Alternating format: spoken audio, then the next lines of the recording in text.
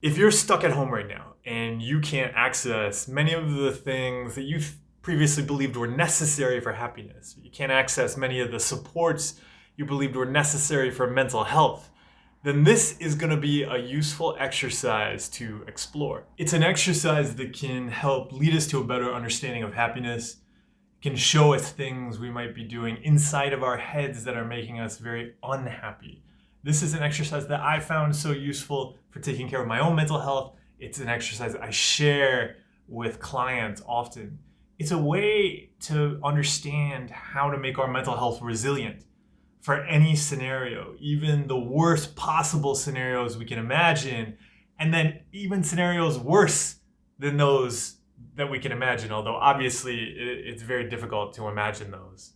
Of course, if you know me, a happiness exercise will not be about giving ourselves reassurance that everything is going to be okay and it's going to be fine. This is not going to be about visualizing glowing unicorns prancing across our hearts. No, not a chance, my friends. We are going to contact fear and touch that pain and understand why they hurt, and we're going to be ourselves in that pain.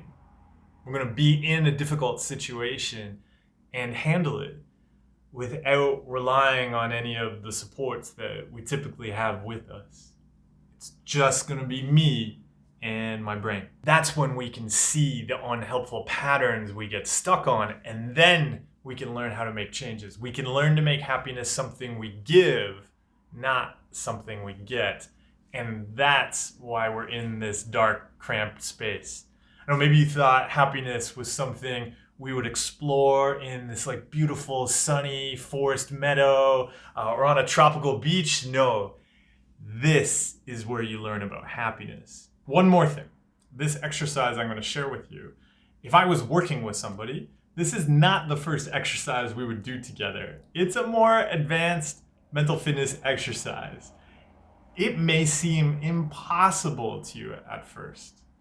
It is not. The reason I'm sharing this is because, look, a lot of you are being put in situations right now where you're being forced to start to kind of consider it. You're being put in situations where a lot of the supports that you might typically have in place are being taken away from you and you have no control over it. So we may as well dig into this. Let's explore it. It's an opportunity to ask some tough questions and learn some skills. Here's the exercise. It's a question. How could you be happy trapped in a small room with nothing and no control over anything? Whatever you wanted in life, you can't have it now. Whatever success you were chasing, you won't get there. Whoever you need in your life, they're not there anymore. You think you manage your mental health with nature and healthy food and social interaction? Not anymore. You like donuts? Never gonna have one again. How can you be happy? Although it might seem like a simple question, there's no simple answer to it, and that's okay.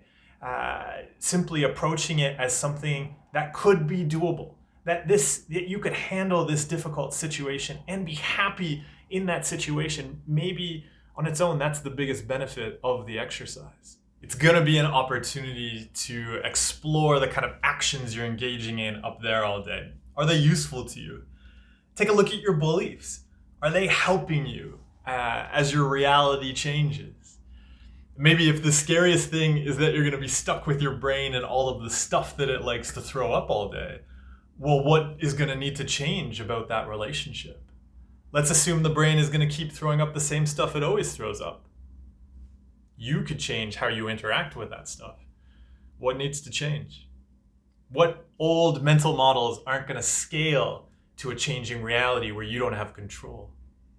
What are maybe some equations you've held on to, maybe for your entire life? Equations about how you should react to particular thoughts and feelings and physical sensations. Equations that you are now going to have to break and develop new ones. How can you be happy alone with nothing?